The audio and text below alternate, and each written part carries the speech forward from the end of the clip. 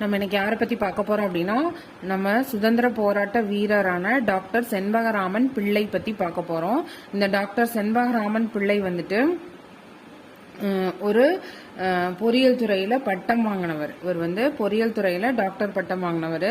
இவர் வந்து முதல் உலக போரின் போது ஜெர்மனியோட துணை கொண்டு பிரிட்டிஷ் ஆட்சியை வந்து இந்தியாவில இருந்து அகற்றதற்காக ரொம்ப பாடுபட்டிருக்காரு. இவர் வந்து எம்டன் நீர்மூழ்கி கப்பலை யூஸ் பண்ணி அது மூலமா செயின்ட் ஜார்ஜ் கோட்டையை வந்து தாக்கியிருக்காரு. எம்டன் நீர்மூழ்கி கப்பலை யூஸ் பண்ணி அதன் மூலமா செயின்ட் ஜார்ஜ் கோட்டையை வந்து தாக்கியிருக்காரு. அமைச்சரவையில அயல்நாட்டு அமைச்சராக நியமிக்கப்பட்டவர் தான் இந்த டாக்டர் செண்பகராமன் பிள்ளை.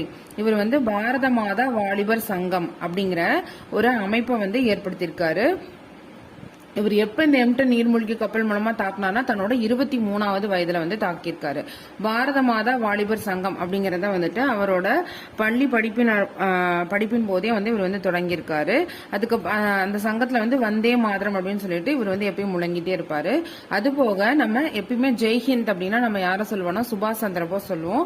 கிடையாது. ஜெய்ஹிந்த் அப்படிங்கிற முழக்கத்தை வந்து முதல்ல முழங்கியவர் யார் அப்படின்னு பார்த்தோம் அப்படின்னா டாக்டர் செண்பகராமன் பிள்ளை தான் வந்துட்டு ஜெய்ஹிந்த் அப்படிங்கறத யூஸ் பண்ணியிருப்பாரு. வியட்நாம்ல வந்து பார்த்தோம் அப்படின்னா வியனாவில வந்து 1933 வந்து ஒரு மாநாடு வந்து நடந்திருக்கு. அந்த மாநாட்டில் இவர் வந்து ஜெய்ஹிந்த் அப்படின்னு வந்து முழங்கியிருக்காரு.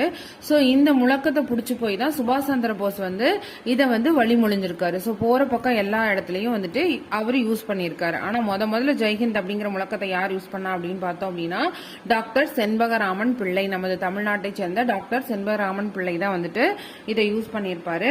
இவர் வந்து ப்ரோ இந்தியா அப்படிங்கிற பத்திரிகை வந்து வெளியிட்டிருக்காரு.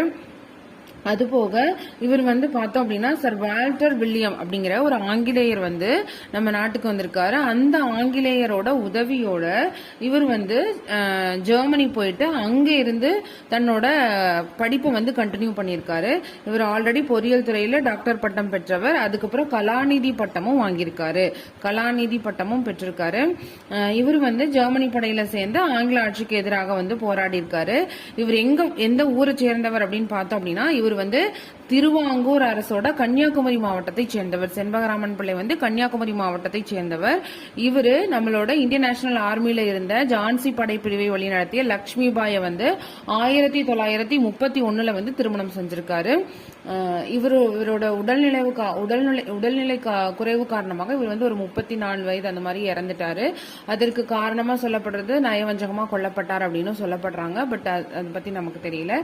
சோ இதுதான் டாக்டர் செண்பகராமன் பிள்ளை பத்தின ஸ்டோரிஸ்.